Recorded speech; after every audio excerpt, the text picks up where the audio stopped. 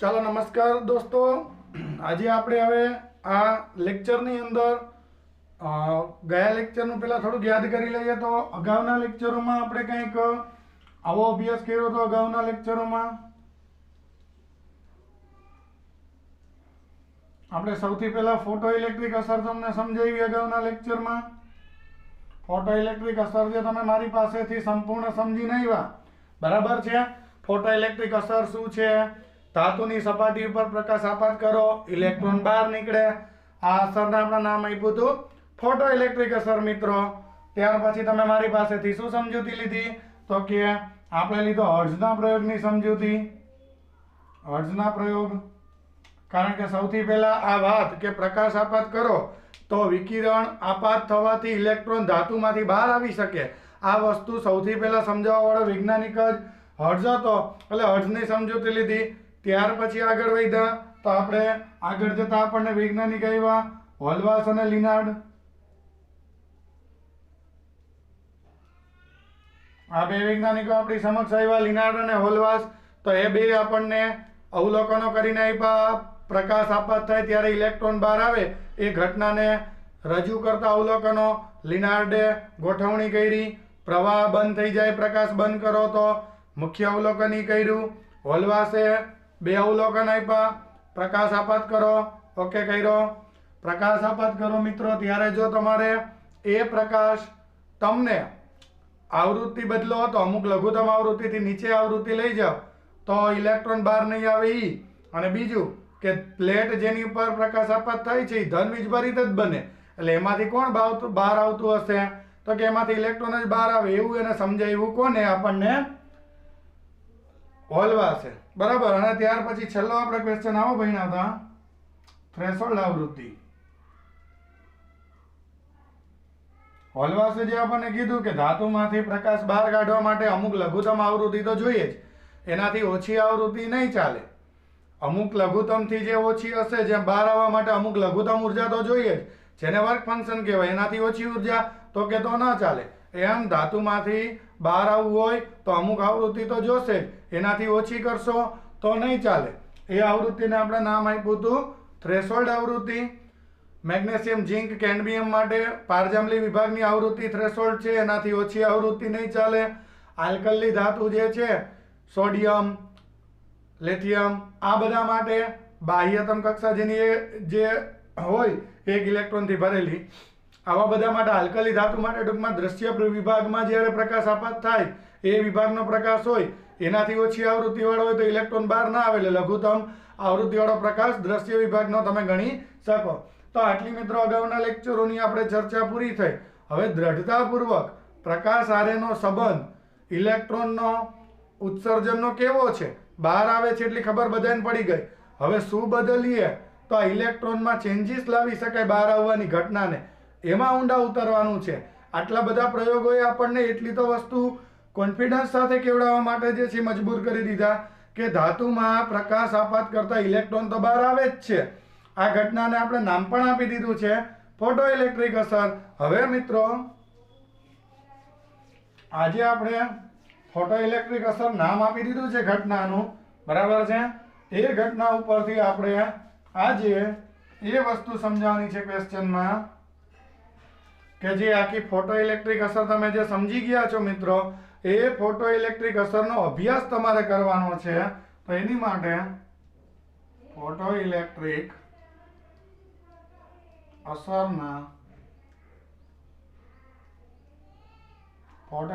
અસરના અભ્યાસ માટે, બરાબર, આપણે મેં કીધું ને કે બધા વૈજ્ઞાનિકોએ એટલું તો કીધું જ છે કે પ્રકાશ આપાત કરો એટલે ઇલેક્ટ્રોન બહાર આવે. આ ઘટનાને નામ આપણે આપ્યું ફોટો ઇલેક્ટ્રિક અસર. એને હવે ઊંડાણથી મારે જાણવું છે કે એમાં શું વસ્તુ હોય, એમાં શું પ્રકાશનું બદલીએ તો પ્રવાહ. લિનાર્ડે જે નોંધ્યો તો એ બદલે. એ લોકોએ ખાલી કીધું કે પ્રકાશ આપાત કરવાથી ઇલેક્ટ્રોન બહાર આવે, બરાબર. અને બીજું એટલું કીધું કે આવૃત્તિ જે છે એ બદલો. તો આવૃત્તિ બદલવાથી મિત્રો એને એવું કીધું મને કે નાની આવૃત્તિ કરો તો નહીં ચાલે અમુક જ, એટલે થ્રેશોલ્ડ આવૃત્તિથી. આનાથી ઊંડાણમાં મારે લઈ જવા માટે એટલે કે ફોટો ઇલેક્ટ્રિક અસરનો હજી વધારે આપણે અભ્યાસ કરવો હોય તો એ અભ્યાસ કરવા માટેની એટલે એનો હજી વધારે અભ્યાસ કરવો હોય તો એ અભ્યાસ કરવા માટેની પ્રાયોગિક જે ગોઠવણી આપણે કરીશું, એટલે એ પ્રયોગની આખી જે અહીંયા આપણે ગોઠવણી કરવાની છે એ ગોઠવણીની રૂપરેખા એટલે એના વિશેની આખી સમજૂતી જે છે એ રૂપરેખા આપો એટલે મિત્રો એ આખી વસ્તુ તમે અહીંયા પ્રયોગ કરવાનો છે. આ ઊંડાણથી અભ્યાસ થાય એની માટેનો, તો એની તમે આકૃતિ અને ગોઠવણી ખાલી સમજાવો. અવલોકનો અમે પછી આગળ લેતા જાશું, સમજતા જાશું. પેલા એ પ્રયોગની ગોઠવણી કેવી રીતના છે આખી એ વિશે તમે અમને ખાલી ઘટનાથી જે છે એ માહિતગાર કરો, એના પ્રયોગની આખી ગોઠવણીથી માહિતગાર કરો.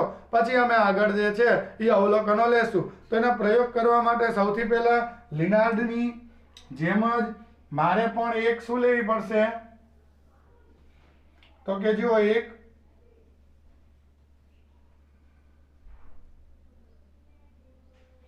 લિનાર્ડની જેમ એક મારે પણ અહીંયા તમે જોઈ શકો છો કે પ્રકાશનો ભાગ અહીંયા પ્રવેશી શકે એવી બારીવાળી એક શૂન્યાવકાશિત કરેલી ટ્યુબ છે. આ બે ઇલેક્ટ્રોડ છે, એકને કલેક્ટર કીધું હતું, એકને એનોડ કીધું હતું. એમાંથી ખાસ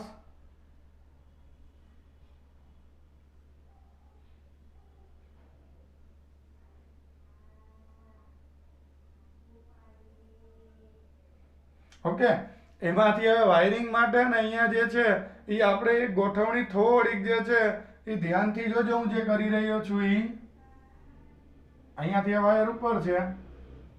ઓકે, આ બે વાયર માટે અહીંયા આપણે વોલ્ટમીટર, એમીટર બધી જ વ્યવસ્થા કરવાની છે. સાથે કોમ્યુટેટર એટલે છેડા આડાવડા આપી શકે એવી વ્યવસ્થા. જો કઈ રીતના હું અહીંયા વાયરિંગ થોડું કરું છું.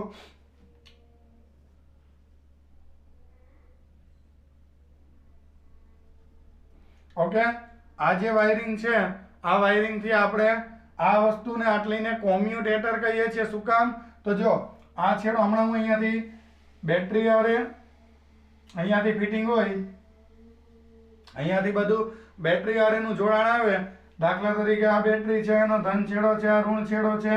ઓકે, પછી અહીંયા આપણે એક કામ કરીએ કે એક આપણે રિયોસ્ટેટ મૂકી દઈએ. રિયોસ્ટેટ તમને મિત્રો શું કરવા કામ આવે? આ બેટરીની હારે હાર આપણે અહીંયા આ રિયોસ્ટેટ છે. ઓકે, આ રિયોસ્ટેટ દોસ્તો તમને કઈ રીતના મદદરૂપ થશે? આ બેટરીની સમાંતરમાં એટલે ડાયરેક્ટ બેટરીનો એક છેડો અને બીજો છેડો રિયોસ્ટેટ હારે. એટલે હવે ડાયરેક્ટ જેને વોલ્ટેજ આપવા છે ને એક છેડો ફરજિયાત ક્યાં જોડવો પડે? રિયોસ્ટેટ હારે, અને બીજો છેડો આ રિયોસ્ટેટના બીજા છેડા સાથે. એટલે તમને શું થાય કે અહીંયાથી આ વોલ્ટેજ બદલવો હોય, ચલિત બેટરી હોય તો કઈ ચિંતા નથી, નકર આની મદદથી બદલવા પડે. ઓકે, એટલે એ જે આખું સાધન છે એને આપણે રિયોસ્ટેટ કહેશું. અને અહીંયા એક માઇક્રો એમીટર મૂકી દીધું છે પ્રવાહ માપવો હોય તો, આને કહેશું રિયોસ્ટેટ. ઓકે, અને આને કહેશું કોમ્યુટેટર. બરાબર, કોમ્યુટેટર.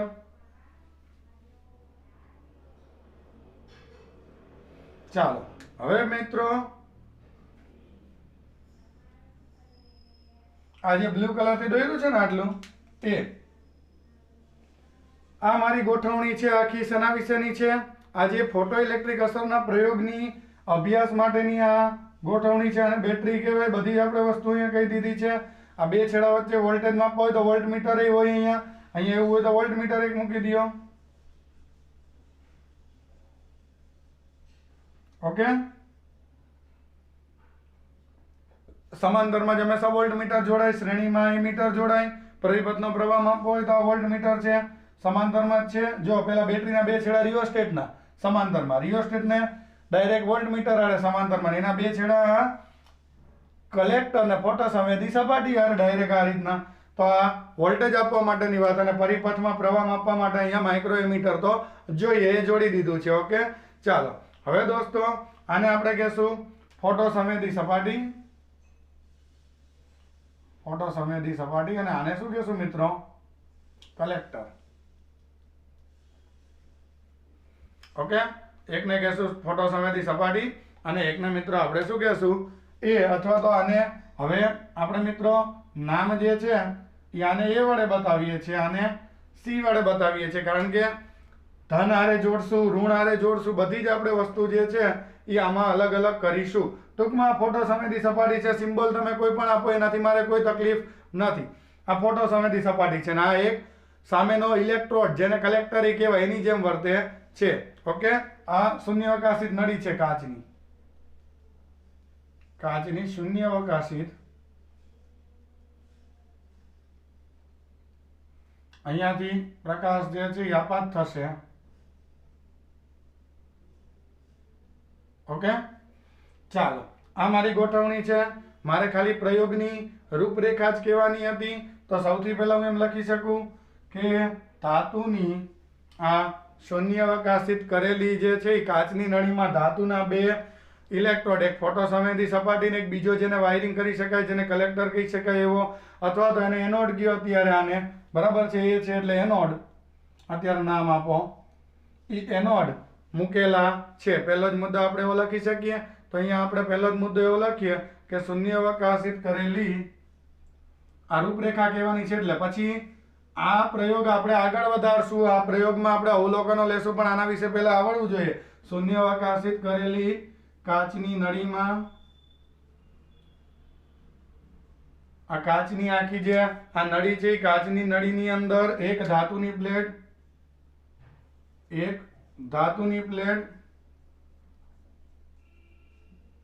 જો આ રહી, જેને આપણે નામ આપ્યું છે સી, બરાબર છે, જેને કેથોડ પણ કહેવાય, અને બીજી ધાતુની પ્લેટ એ જેને મિત્રો શું કીધું છે, એનોડ ગોઠવેલ છે.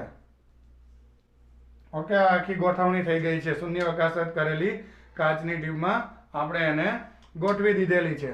પછી આ પારદર્શક ક્વાર્ટઝ વિન્ડોમાંથી પ્રકાશ ફોટો સંવેદી ધાતુની સપાટી જેને આપણે નામ આપ્યું છે કેથોડ પર આપાત થાય તેવી ગોઠવણી છે. પારદર્શક એટલે જેની આરપાર જોઈ શકાય ક્વાર્ટઝ વિન્ડો. આપણે ખાલી આ ગોઠવણી વિશે જ લખવાનું, પછી અવલોકન લેવા જ છે. ક્વાર્ટઝ વિન્ડો માંથી પ્રકાશ પ્રવેશીને ધાતુની સ્વચ્છ કરેલી સપાટી જેને આપણે કહેશું સી, બીજા શબ્દોમાં કેથોડ. આ કેથોડ આયનોડ કેથોડ પર આપાત થાય, બરાબર છે,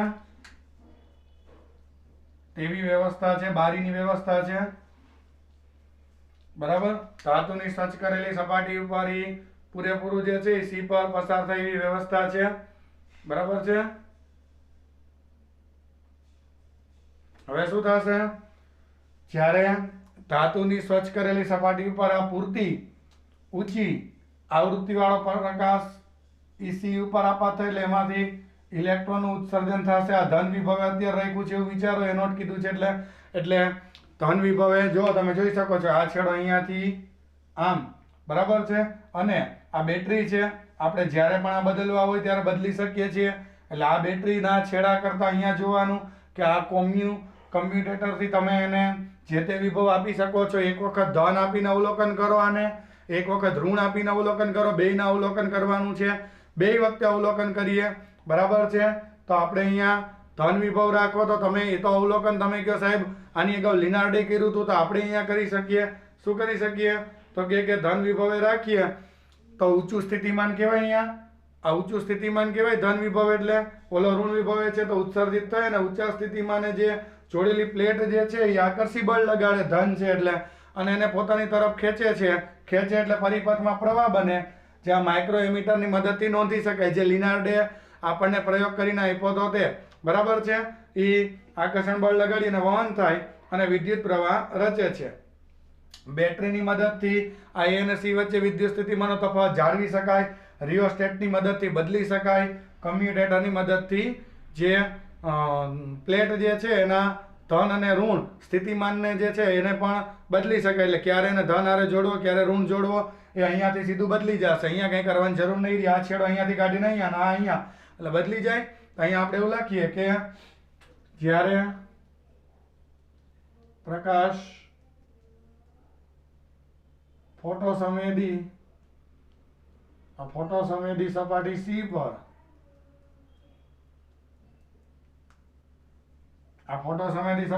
પર આપાત થાય ત્યારે અથવા આપાત થાય એટલે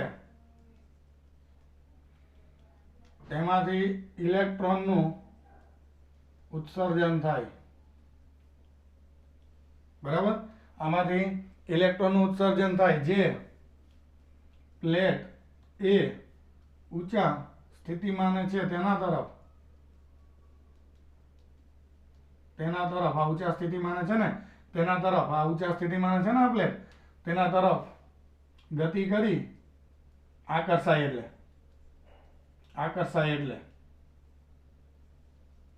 તેના તરફ ગતિ કરી પરિપથમાં આ ઇલેક્ટ્રોન પરિપથમાંથી પસાર થાય અને પરિપથમાં પ્રવાહનું નિર્માણ થાય. જે આપણને અવલોકન મેં નથી લીધું, આ અવલોકન લિનાર્ડે લીધું એટલે મેં કહી દીધું કે આ અહીં જ વ્યવસ્થા છે. મેં વધારાની શું વ્યવસ્થા કરી અવલોકન માટે? તો કે અહીં બેટરી જે છે એ બેટરીની મદદથી જે આ એ પ્લેટ અને સી પ્લેટ એ અને સી પ્લેટ વચ્ચે અથવા તો સી ઇલેક્ટ્રોડ વચ્ચે આપણે શું કરી શકીએ? તો કે વિદ્યુત સ્થિતિમાનનો તફાવત જાળવી શકીએ. ઇલેક્ટ્રોડ વચ્ચે વિદ્યુત સ્થિતિમાનનો તફાવત જાળવી શકીએ છીએ. બીજું શું કરી શકીએ? ચાલો મિત્રો, બીજું શું કરી શકીએ? A અને C વચ્ચે આપણે વિદ્યુત સ્થિતિમાનનો તફાવત જાળવી શકીએ કે ન જાળવી શકીએ? ચાલો બીજું શું કરી શકીએ મિત્રો? તો કે અહીં જે આ વોલ્ટમીટર જે છે અથવા તો પેલા રિયોસ્ટેટ કહી દો, બે વોલ્ટમીટરની મદદથી આકૃતિનું ટૂંકમાં વર્ણન છે. બીજું આમાં કોઈનું વર્ણન કરવાનું નથી, માત્ર અને માત્ર જે આખી પરિસ્થિતિમાં આકૃતિ આવે એનું જ વર્ણન કરવાનું છે. વોલ્ટમીટરની મદદથી વોલ્ટેજ નોંધ કરી શકાય, વોલ્ટેજ માપી શકાય. તેને પરિપથમાં જોડેલ છે, બરાબર, બેને પરિપથમાં જોડેલ છે. વોલ્ટમીટરને એમીટરને બરાબર જોવો જોઈએ તમે આકૃતિને ધ્યાનથી. બે પરિપથમાં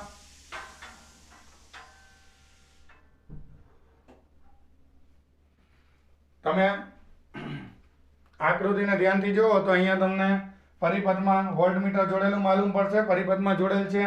એમીટર પણ પરિપથમાં જોડેલ છે. અને ખાસ બીજું કયું? કમ્યુટેટર. એની મદદથી શું થાય? તો કે કમ્યુટેટરની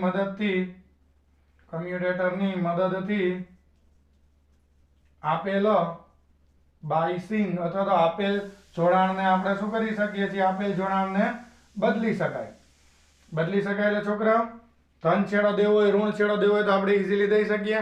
તો એ બધી જ વ્યવસ્થાઓથી સંપૂર્ણ એક આપણે અવલોકન માટેનું આ સાધન તૈયાર છે. અવલોકન આપણે કરવા છે પણ એ પહેલા સાધનની પ્રયોગની ગોઠવણી આખી સંપૂર્ણ તૈયાર છે. સિમ્પલ એક શૂન્યાવકાશિત કરેલી કાચની ટ્યુબની અંદર એક ધાતુના બનેલા એક ફોટોસંવેદી સપાટીને એક બીજો ધાતુનો ઇલેક્ટ્રોડ ગોઠવેલો છે. એને આપણે બેટરી સાથે જોડેલ છે. એ બેટરી જે છે એ અહીંયા આપણે રિયોસ્ટેટ વડે જોડેલ છે, કારણ કે વોલ્ટેજ બદલવો હોય તો ચાલે. વોલ્ટમીટર અહીંયા મૂકેલું છે વોલ્ટેજ માટે, એમીટર શ્રેણીમાં મૂકેલું છે પ્રવાહ માટે, કમ્યુટેટર છે વોલ્ટેજ આને ધન ક્યારેક આપવું હોય, બાયસિંગ ઋણ આપવું હોય, બેયને એકબીજા હારે ચેન્જીસ કરવા હોય ધન ને ઋણ આપવા માટે, એની માટે અહીંયા કમ્યુટેટરની વ્યવસ્થા છે. તદ ઉપરાંત આની ઉપર આ ક્વાર્ટઝ વિન્ડો છે, શૂન્યાવકાશિત કરેલી આ નળી છે. ક્વાર્ટઝ વિન્ડોમાંથી પ્રકાશ આવે, ધાતુની પ્લેટ પર આપાત થાય, ઇલેક્ટ્રોનનું ઉત્સર્જન થાય. આ ઇલેક્ટ્રોન સામેની સપાટી ઉપર જાય. આ ઇલેક્ટ્રોન સામેની સપાટી ઉપર જઈ મિત્રો પ્રવાહનું નિર્માણ કરી શકે છે. બરાબર, જ્યારે આ ધન છેડો હોય ત્યારે, ઋણ હોય ત્યારે શું થાય?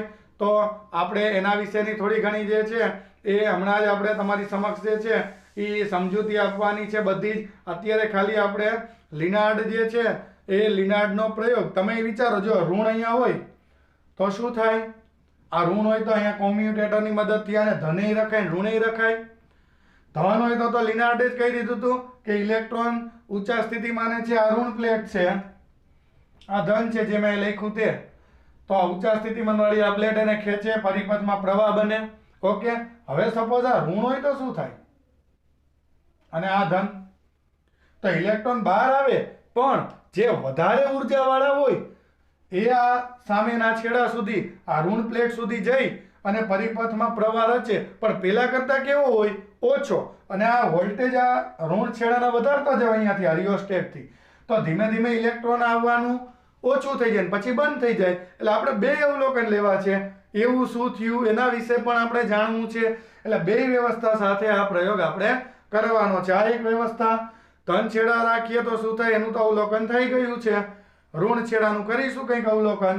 મેં કહી દીધું અવલોકન, પણ એને આપણે આગળ વધારીશું. અને આ બાકીના જે સાધનો છે, કમ્યુટેટર, એમીટર, વોલ્ટમીટર, વોલ્ટેજ બદલવા હોય અહીંયા આપ્યા પછી આ છેડો ઋણનો ઋણ છે, પણ એને ઋણમાં -2, -3, -4 એવા વોલ્ટેજ વધારવા હોય, બરાબર, અહીંયા ધનના વોલ્ટેજ 2, 3, 4 એમ વધારવા હોય તો રિયોસ્ટેટ છે. અને આ મારા પ્રયોગની ગોઠવણી છે દોસ્તો, બરાબર છે. હવે આ પ્રયોગમાં મારે તમને આ પ્રયોગમાં હું અલગ અલગ વસ્તુઓ બદલી અને એના અવલોકનો કરવા છે. તો સૌથી પહેલા પ્રકાશ દેખાણો, પ્રકાશમાં ચેન્જીસ કરીશ. તમે કહો પ્રકાશમાં ચેન્જીસ કઈ રીતના થાય? તો જો આ જ પ્રશ્નમાં તમારે એવું સમજાવી શકાય, બે વસ્તુ બદલવી હોય તો કઈ રીતના બદલી શકાય એ હું આ જ પ્રશ્નમાં સમજાવું છું. ગોઠવણીમાં જ આવી જાય.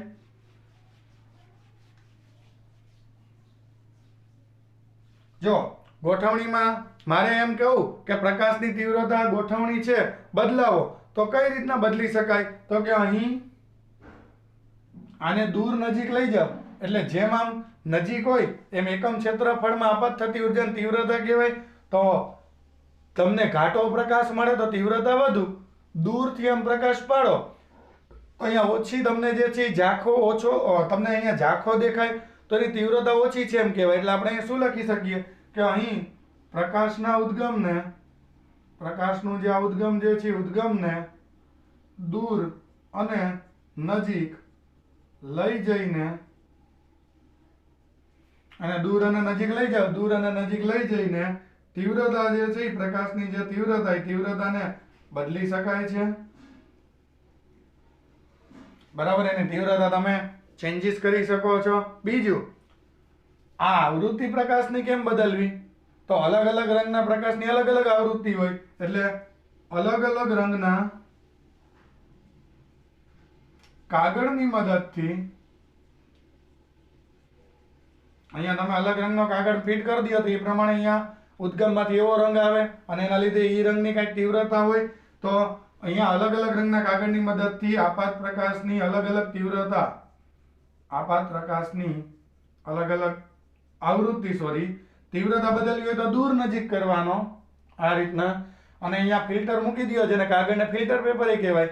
તો એ પ્રમાણે આવૃત્તિ બદલી અને એ રીતના આવૃત્તિને તમે એન્ટર કરાવી શકો. એટલે અલગ અલગ રંગના કાગળની મદદથી આપાત પ્રકાશની અલગ અલગ આવૃત્તિ આપાત કરી શકાય.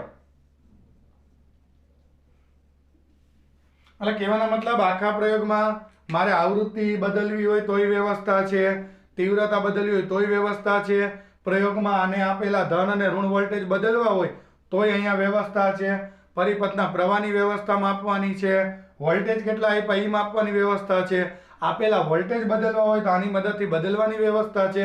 આ બધી જ ગોઠવણી સાથે અહીંયા આ પ્રયોગની આખી આ ગોઠવણી વિશેની ચર્ચા પૂરી થઈ. હવે અવલોકન આપણે લઈએ, બરાબર છે. તો અમે સંપૂર્ણ પ્રયોગની ગોઠવણી અહીંયા મિત્રો પૂરી કરી દીધી છે કે આ રીતના આપણે પ્રયોગમાં ગોઠવણી છે. ઓકે, હવે દોસ્તો આપણે ગોઠવણી તો કરી લીધી આ પ્રયોગની. હવે આપણે પ્રયોગને કરવાનું શરૂ કરીને અવલોકનો કંઈક લેશું. તો આપણે અવલોકનમાં પહેલું જ અવલોકન કોનું લેવાનું છે? પ્રયોગ તો આપણે કરશું જ અને અવલોકન પણ લેશું જ.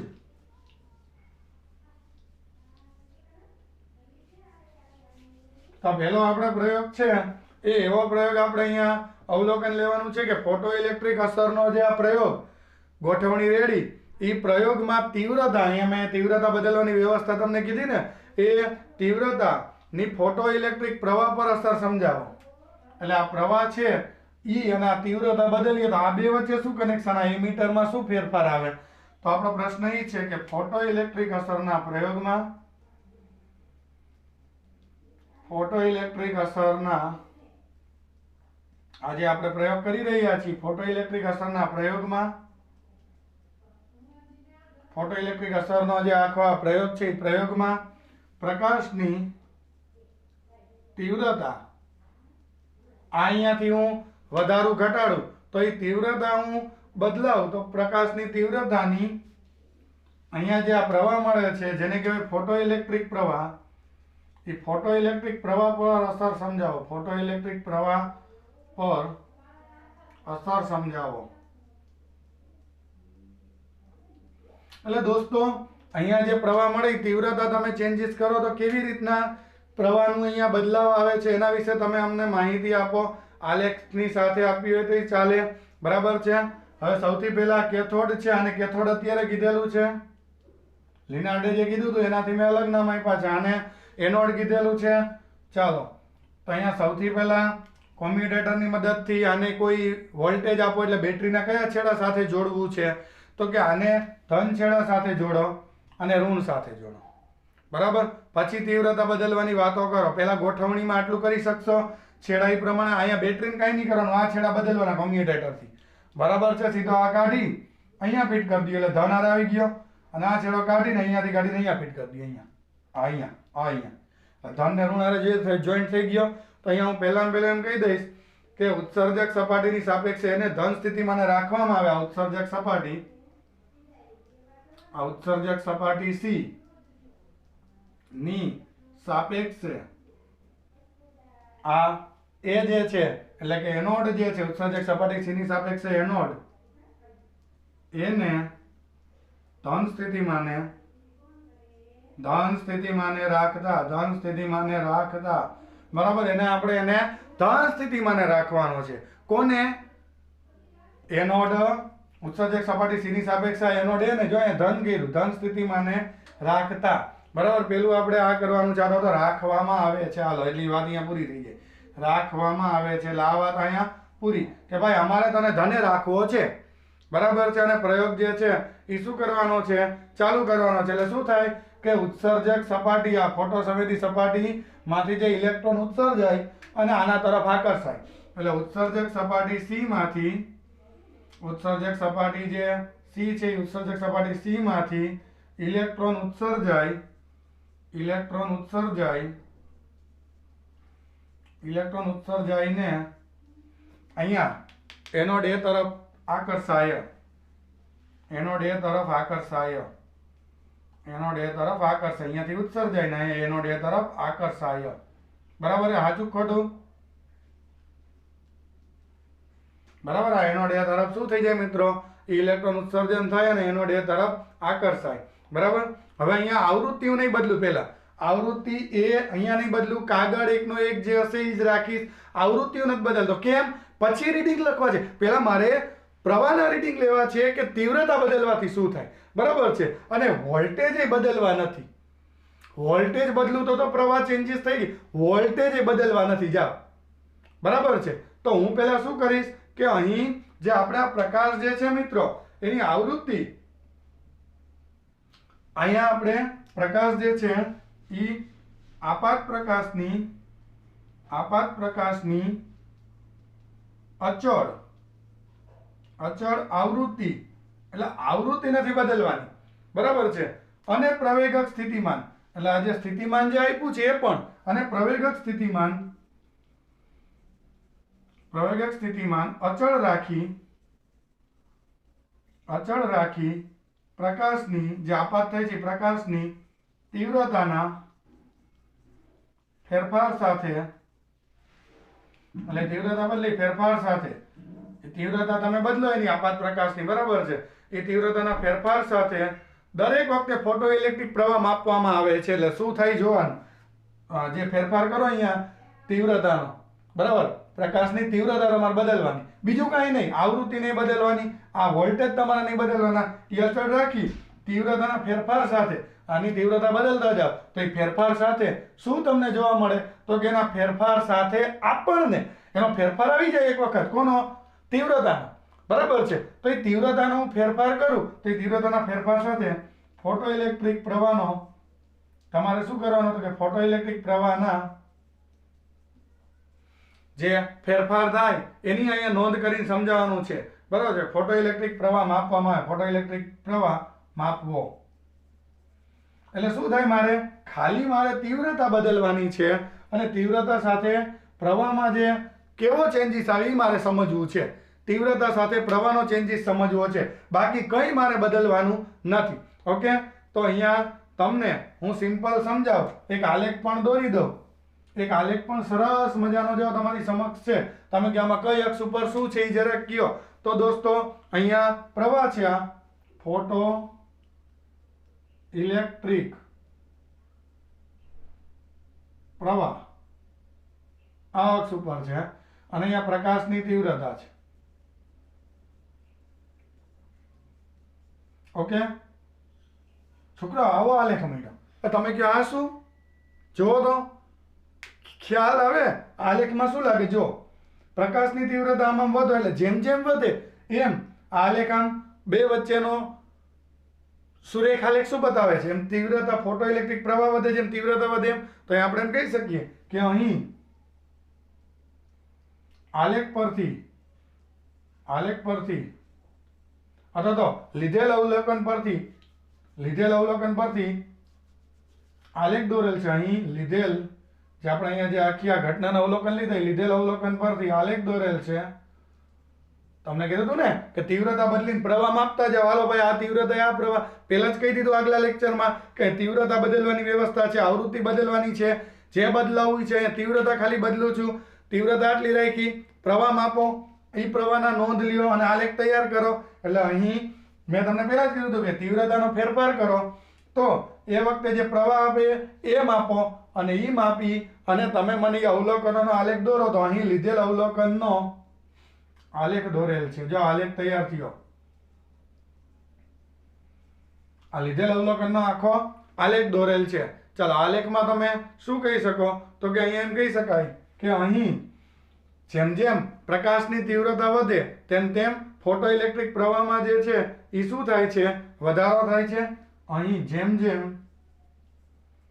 પ્રકાશની તીવ્રતા વધે તેમ તેમ પ્રકાશની તીવ્રતા વધે તેમ તેમ જે પ્રવાહ છે જેને કે ફોટોઇલેક્ટ્રિક પ્રવાહ, એ ફોટોઇલેક્ટ્રિક પ્રવાહ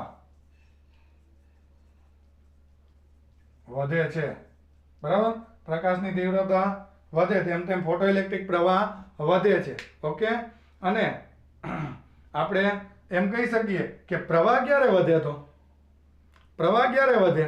તો કે જ્યારે આડછેદમાંથી ઉત્સર્જાતા ઇલેક્ટ્રોનની સંખ્યા વધુ હોય. તો દાખલા તરીકે પહેલા જુઓ, પ્રવાહ છે એના કરતાં તીવ્રતા વધી, આટલી કરી તો જો પ્રવાહ વધ્યો, એનો મતલબ સંખ્યા બહાર વધુ મળતી હશે આ ઇલેક્ટ્રોનની, જે પરિપથમાં ગતિ કરે તો જ પ્રવાહ વળે. તો એમ કહી શકું કે અહીં ઉત્સર્જાતા જે બહાર નીકળે છે એ ઉત્સર્જાતા ફોટો ઇલેક્ટ્રોનની સંખ્યા જેમ જેમ તીવ્રતા વધે એમ વધુ બહાર નીકળતા હશે તો જ અંતર પ્રવાહ વધે ને. કારણ કે પ્રવાહ એટલે આડછેદમાંથી નીકળતા ઇલેક્ટ્રોનની સંખ્યા. પહેલા 100 ઇલેક્ટ્રોન નીકળ્યા અહીંયા, તો અહીંયા પ્રવાહ વધવા માટે 1 સેકન્ડમાં 200 ઇલેક્ટ્રોન નીકળતા હોય ને, તો જ પ્રવાહ વધે ને. અહીંયા 200 ઇલેક્ટ્રોન નીકળતા હોય તો જ પ્રવાહ વધુ મળ્યો. તો ક્યાંથી નીકળ્યા હોય? તો કે આ ધાતુની પ્લેટમાંથી. તો એનો મતલબ શું થયો કે જેમ જેમ પ્રકાશની તીવ્રતા વધે મિત્રો, એમ ઉત્સર્જાતા ફોટો ઇલેક્ટ્રોનની સંખ્યા વધે. બરાબર છે? એટલે અહીં પ્રકાશની તીવ્રતા, ફોટો ઇલેક્ટ્રોન જે છે આ એની સંખ્યાના સમપ્રમાણમાં, જેમ સંખ્યા વધુ એમ તીવ્રતા વધુ, એમ કહી શકાય. બરાબર છે? તો અહીંયા આપણે એવું કહી શકીએ કે અહીં ઉત્સર્જાતા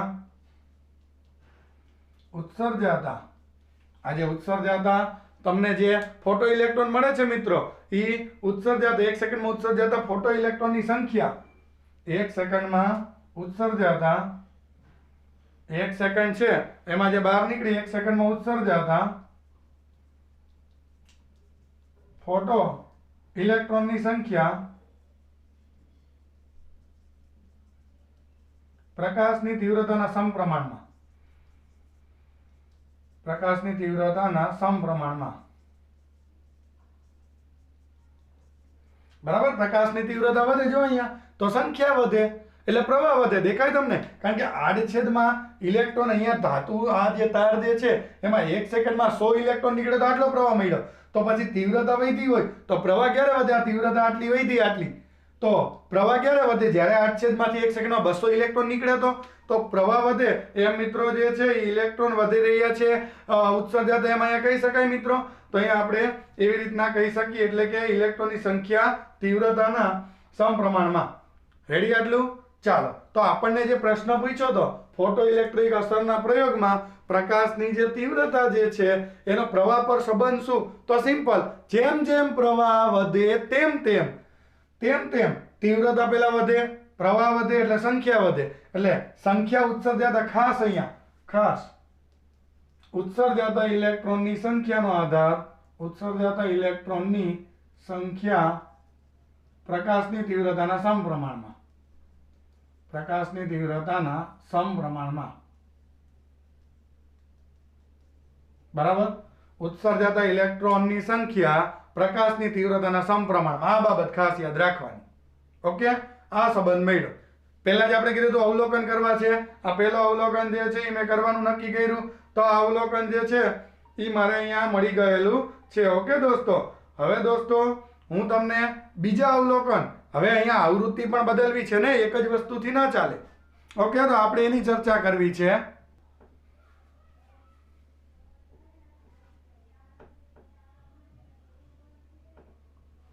તો દોસ્તો ચાલો હવે આપણે આ જે આખી ઘટના જે છે એ પ્રવાહની અસર સાથે આપણે આ તીવ્રતા બદલીને ચેક કરી લીધું. એટલે એટલું રેડી. તીવ્રતા વધારતા જાય એમ પ્રવાહ શું થતો જાય?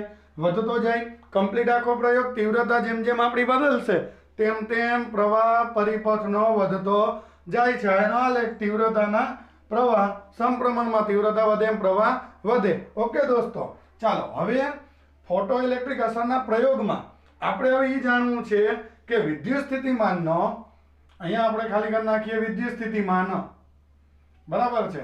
એટલે કે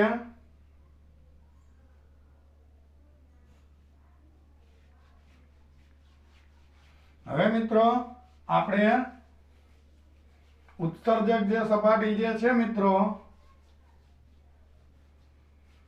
પ્રવાહનો પહેલો કન્સેપ્ટ ક્લિયર. તીવ્રતા વધારે એટલે પ્રવાહ અહીંયા વધે છે.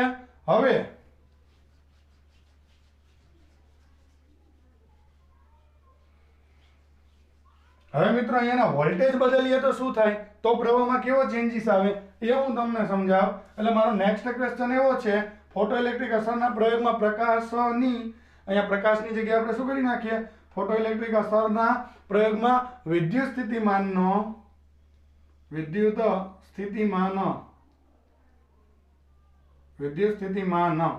જે આપણે લાગુ પાડ્યું છે આ બેટરી વડે, એ વિદ્યુત સ્થિતિમાનની ફોટો ઇલેક્ટ્રિક પ્રવાહ પર અસર એટલે પ્રવાહમાં શું થાય? ઓકે, ચાલો આ પહેલો કેસ કહી દો. કેસ 1 શું કરવાનું? કેસ 1 માં તો જો સૌથી પહેલા ઉત્સર્જક સપાટી C, આ C ની સાપેક્ષે A એને ધન છેડે રાખ્યો છે, ઓલાની જેમ જ સાપેક્ષે એને ધન સ્થિતિમાન રાખ્યો. આનું અવલોકન થઈ ગયું. આ ઋણે ઉત્સર્જક સપાટી C માંથી પ્રકાશ તો આપાત કરી દેવાનો. પછી અહીંયા કઈ હળી નથી કરવાની. અહીંયા થઈ ગઈ આપણે વાત કે આને આગા પાછા લઈ જઈએ તો પ્રવાહ વધે છે. જેમ આ તીવ્રતા વધે એમ પ્રવાહ વધે. હવે અહીંયા જ ચેન્જીસ કરવાનો છે રિયોસ્ટેટથી. આ અવસ્થામાં શું થાય? તો કે ઉત્સર્જક સપાટી C માંથી ઇલેક્ટ્રોન ઉત્સર્જાય છે, અહીંયાથી ઇલેક્ટ્રોન ઉત્સર્જાય એ તરફ આકર્ષાય. હવે હું અહીંયા વોલ્ટેજ વધારતો જાઉં. જેમ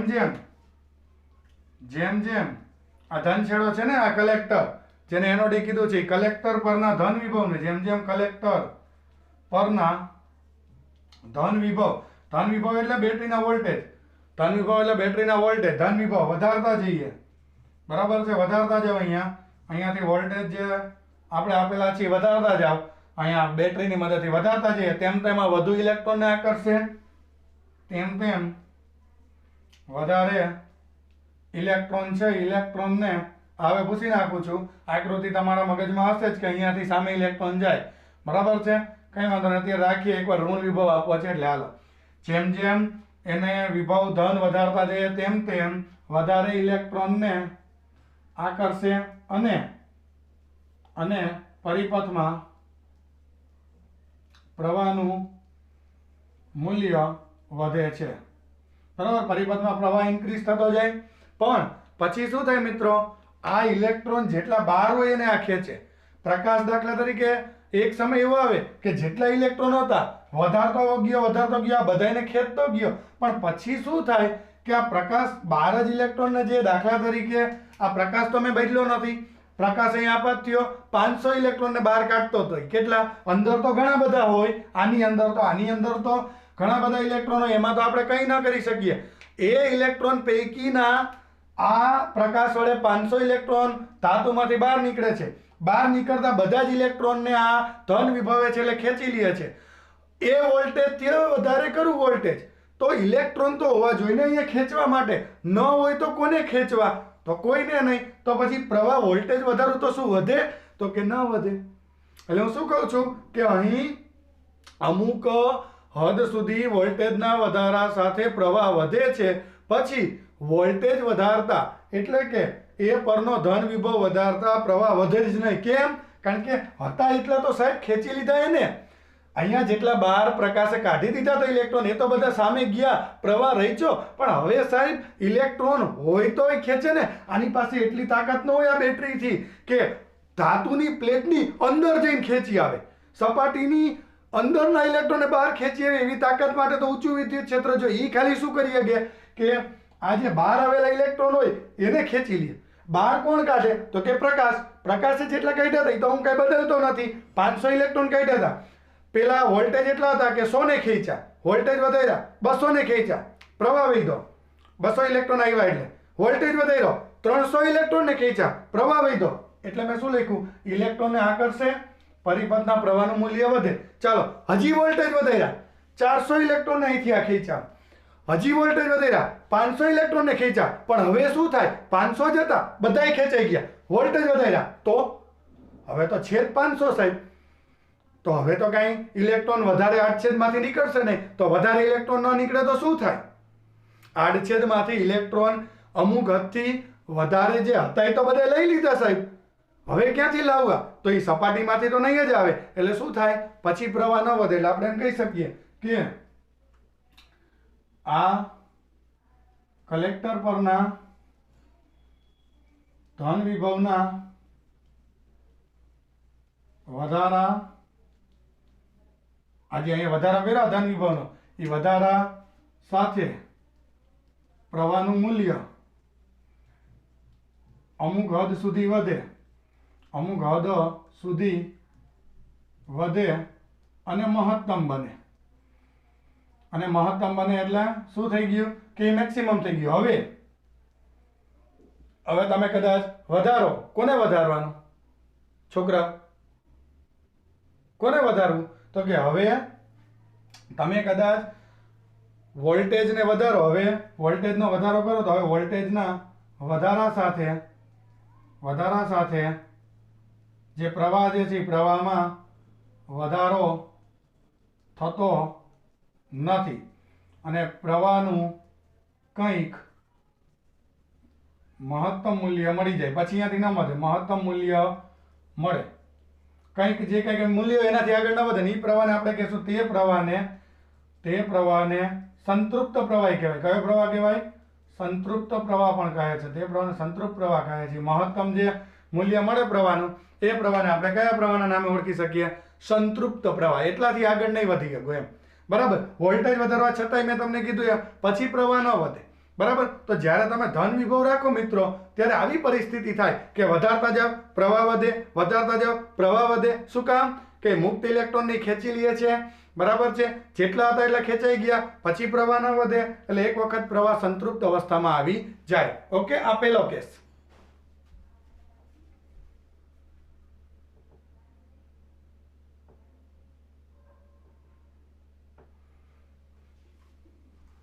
હવે દોસ્તો હું તમને બીજા કેસની વાત કરું હવે હું કેસ નંબર બીજાની વાત કરું કે ભાઈ ઉત્સર્જક સપાટી C ની સાપેક્ષે આ C છે બરાબર, એ C ની સાપેક્ષે આ A ને ધન વિભવે રાખીએ. હવે આને ઋણ વિભવે રાખો અને આને ધન વિભવે રાખો બરાબર. એટલે ઉત્સર્જક સપાટી C ની સાપેક્ષે એનોડ ને ઋણ સ્થિતિમાં ને રાખો. ચાલો કયા સ્થિતિમાં ને રાખો દોસ્તો? ઋણ સ્થિતિમાં ને રાખવામાં આવે છે. ઓકે, અને ઋણે રાખવાનું છે આપણે. ચાલો શું થશે તો કે ઋણ સ્થિતિમાં ને રાખો તો આ ઇલેક્ટ્રોન અહીંયા આવવામાં અપાકર્ષી બળ અનુભવશે. તો અહીંયા તરફ જે છે એ અપાકર્ષી બળનું ઇલેક્ટ્રોન ઉત્સર્જાય એટલે અહીંયા અપાકર્ષી બળ અનુભવે. બરાબર છે મિત્રો. તો ઇલેક્ટ્રોન એ તરફ જતા અપાકર્ષી બળ અનુભવી શકે. અપાકર્ષી બળ અનુભવે છે. બરાબર છે મિત્રો. એના ઉપર અપાકર્ષી બળ લાગે અને આથી પ્રવાહ જે છે જેને આપણે કીધું હતું ફોટોઇલેક્ટ્રિક પ્રવાહ, એ ફોટોઇલેક્ટ્રિક પ્રવાહ ઘટે છે. હવે તમે શું કરો, આ અવસ્થાના વોલ્ટેજ વધારો એટલે આ એ પરના ઋણ વિભવમાં એટલે કે અહીંયાથી ફરીથી પાછી એ જ અવસ્થા રાખીને વોલ્ટેજ આમાં જેમ વધાર્યા હતા એમ વધારો તો પ્રવાહ ઘટતો જાય. તેમ કહી શકીએ કે આ કલેક્ટર પરના, આનું નામ આપણે કલેક્ટર આપ્યું છે, કલેક્ટર એ પરના ઋણ વિભવમાં વધારો કરતા, પરના ઋણ વિભવમાં શું કરો તો કે ઋણ વિભવમાં વધારો કરતા.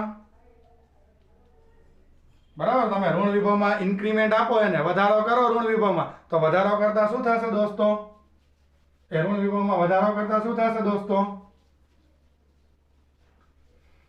તો કે દોસ્તો ઋણ વિભવમાં વધારો કરતા ફોટોઇલેક્ટ્રિક પ્રવાહ ઘટે છે.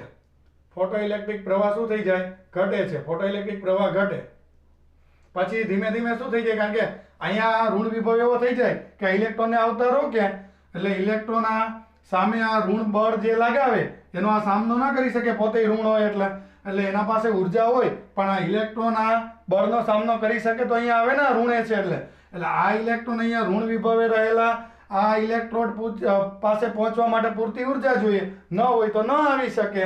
તો આપણે એમ કહી શકીએ કે ફોટોઇલેક્ટ્રિક પ્રવાહ ઘટે અને કોઈ એક ચોક્કસ ઋણ વિભવે, કોઈ એક ચોક્કસ એ પરના ઋણ વિભવે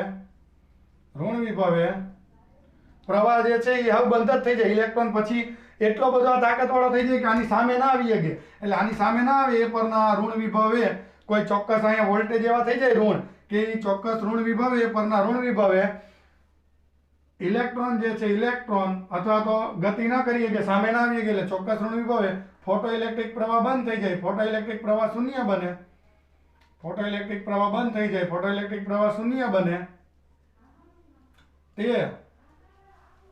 તે ચોક્કસ વોલ્ટેજને, તે ચોક્કસ જે તમે લાગુ પાડેલ તે ચોક્કસ લાગુ પાડેલ જે વોલ્ટેજ જે છે લાગુ પાડેલ વોલ્ટેજને ખાસ યાદ રાખજો, ઇલેક્ટ્રોનને આવતા બંધ કરી દીધા નહીં, ચોક્કસ લાગુ પાડેલ વોલ્ટેજને સ્ટોપિંગ પોટેન્શિયલ કહે છે. શું કહે છે?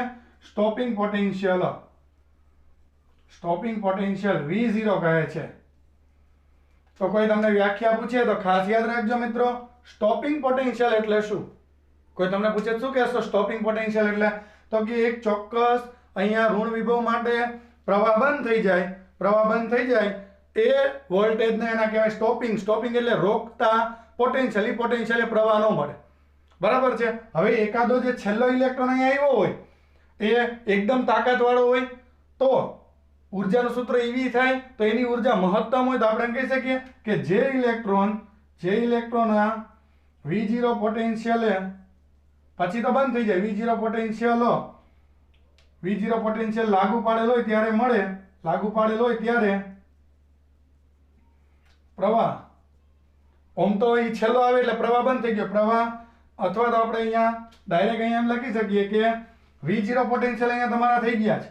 ઇલેક્ટ્રોન એક છેલ્લો દાખલા તરીકે આ આવ્યો તો જે ઇલેક્ટ્રોન આ ગેપને ઓળંગી શકે, આ V0 વોલ્ટેજના ગેપને ઓળંગે, એની પાસે મહત્તમ ઉર્જા હોય, ઓળંગે તે મહત્તમ ઉર્જા ધરાવે છે એમ કહેવાય. મહત્તમ ઉર્જા ધરાવે છે એમ કહેવાય.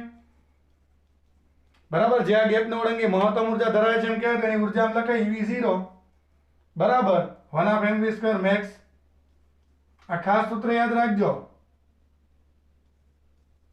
શું મેં કીધું? મહત્તમ ઉર્જા એટલે 1/mv² મેક્સ. કેટલાનો ગેપ છે? v0 નો. તો ઉર્જા કેટલી થાય? ev0. તો જે ઇલેક્ટ્રોન છેલ્લે અહીંયા આવ્યો આ ઋણ વિભવે હોય ત્યારે અને પછી કોઈ આવતા નથી, પ્રવાહ 0 થઈ ગયો, તો એ છે છેલ્લો ઇલેક્ટ્રોન આ ગેપને ઓળંગીને અહીંયા પહોંચે છે. એટલે વોલ્ટેજ v0 હોય તો તમને મેં ભણાવ્યું છે જેમ v વોલ્ટમાંથી તમે ઇલેક્ટ્રોનને પસાર કરો તો એની ઉર્જા ev0 જેટલી મળે, એમ v વોલ્ટના વિદ્યુત સ્થિતિમાનને જે ઓળંગીને સામે જઈ શકે છે એની પાસે મહત્તમ ઉર્જા છે. એ છેલ્લો ઇલેક્ટ્રોન એકાદ અહીંયા પહોંચે અને મહત્તમ ઉર્જા ev0 જેટલી ધરાવે એવું કહી શકાય. અને ખાસ યાદ રાખજો આ મહત્વનું સૂત્ર. અને v0 એટલે કયા વોલ્ટેજ? સ્ટોપિંગ એટલે એને રોકતા છેલ્લે એવા વોલ્ટેજ કે ત્યારે ઇલેક્ટ્રોન અહીંયા સામે ન આવી શકે અહીંયા, બરાબર છે. છેલ્લો જે આવ્યો એ મહત્તમ ઉર્જા સાથે આવ્યો હોય અને છેલ્લા જે આ વોલ્ટેજ ઋણ વિભવે ઇલેક્ટ્રોન આવતા બંધ થઈ જાય એને કહેવાય એના સ્ટોપિંગ પોટેન્શિયલ. પ્રવાહ કેવો થઈ ગયો? 0. ઓકે, તો વોલ્ટેજ આ રીતના એક વખત કેસ 2 માં ઋણ રાખ્યા તો આવું મળ્યું. અહીંયાથી હું થોડીક વાતને આગળ વધારું આમાં. તો હું અહીંયા એમ કહું છું કે હવે હું આ તીવ્રતા બદલું તો શું મને પ્રવાહ મળે કે ન મળે? એટલે તીવ્રતા વધારું તો શું ફરીથી પરિપથમાં ઇલેક્ટ્રોન ગતિ કરી અને પ્રવાહ નિર્માણ કરી શકે? અત્યારે તો પ્રવાહ બંધ થઈ ગયો છે એટલે જે વોલ્ટેજે પ્રવાહ બંધ થઈ ગયો એને કહેવાય સ્ટોપિંગ પોટેન્શિયલ. તો હું તમને એક આલેખથી સમજાવવા માંગુ છું, બરાબર? એ આલેખ અહીંયા હું વચ્ચે દોરી રહ્યો છું અથવા તો પહેલો પાર્ટ ભૂસી નાખું છું આ બીજા કેસમાં. કે હવે જો હું ધ્યાનથી તમે આલેખને જોજો, હવે હું કદાચ વોલ્ટેજ આના બદલાવ, વોલ્ટેજ તો v0 થઈ ગયા છે એટલે સ્ટોપિંગ પોટેન્શિયલ જ રાખવાનું. હવે પરિપથનો પ્રવાહ v0 વોલ્ટેજ લાગુ પાડતા એટલે સ્ટોપિંગ પોટેન્શિયલ રાખતા બંધ થઈ જાય. પરિપથમાં v0 જેટલા વોલ્ટેજ લાગુ પાડતા પ્રવાહ શૂન્ય બને. ઓકે, હવે હું જો વોલ્ટેજ વધારું, જોજો અહીંયા ખાસ આ દાખલા તરીકે તીવ્રતા છે, અહીંયા સ્ટોપિંગ પોટેન્શિયલ એટલે જે વોલ્ટેજ પ્રવાહ આવતો બંધ થઈ જાય. દાખલા તરીકે હું તીવ્રતા વધારું તો પહેલા દાખલા તરીકે v0 એટલે 4 વોલ્ટેજ પ્રવાહ બંધ થયો તો હવે ચાલુ થયો એટલે 4 વોલ્ટેજ એના સ્ટોપિંગ પોટેન્શિયલ નથી એમ કહેવાય. હવે 5 બંધ થતો હોય પ્રવાહ વોલ્ટેજ લાગુ કર્યા હોય તો સ્ટોપિંગ પોટેન્શિયલ બદલા કહેવાય. પણ મિત્રો તમે મારી વાતને ધ્યાનથી જોજો,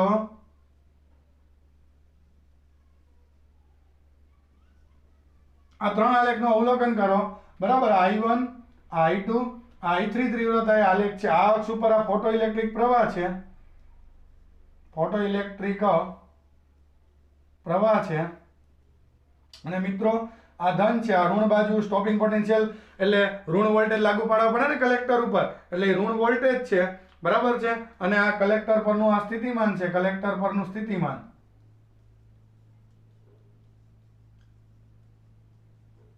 બરાબર? આ બે બાજુ તો જુઓ કલેક્ટર પરનું જે આપણે ઋણ સ્થિતિમાન છે એટલે કે જે વોલ્ટેજ ઇલેક્ટ્રોન આવતા બંધ થઈ જાય તો જુઓ તીવ્રતા મેં i1 i3 સૌથી વધુ, એનાથી સહેજ વધુ i2, સહેજ ઓછી i2 અને એનાથી સાવ ઓછી i1. તો તીવ્રતા વધુ એટલે પ્રવાહ જુઓ i3 નો વધુ, એનાથી ઓછો i2 નો, એનાથી ઓછો i1 નો પ્રવાહ બતાવી.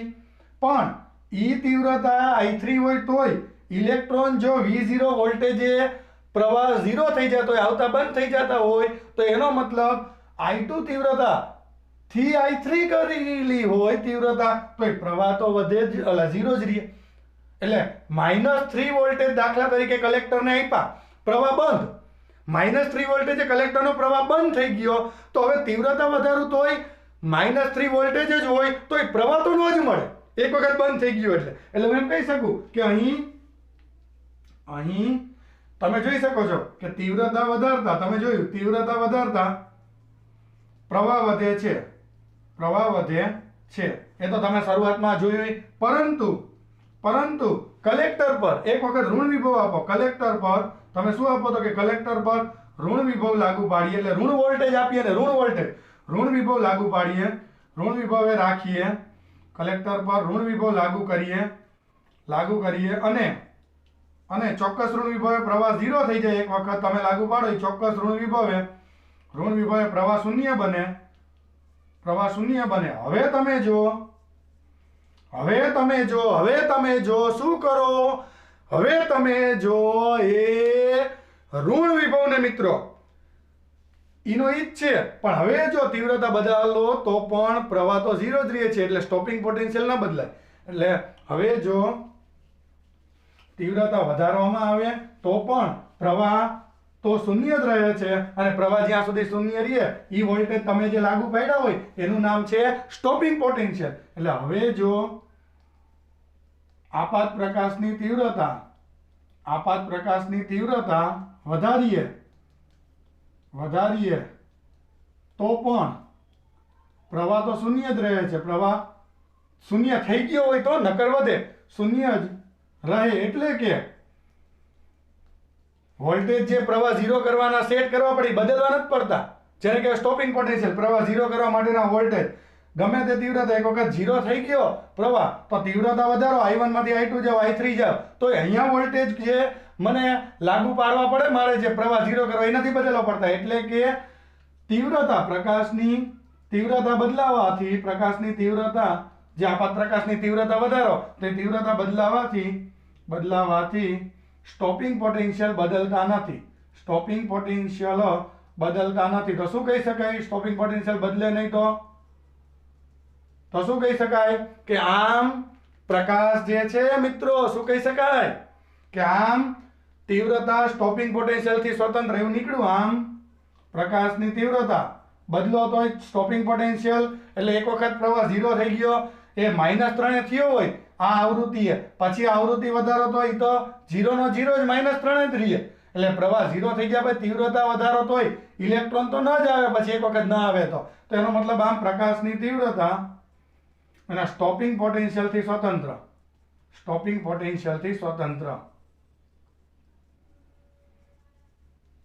ઓકે, તો આ આપણું રીડિંગ હતું. સ્થિતિમાન ધન કરો ઋણ કરો તો શું મળે? તો અહીંયા આ પ્રશ્ન પૂરો થાય છે.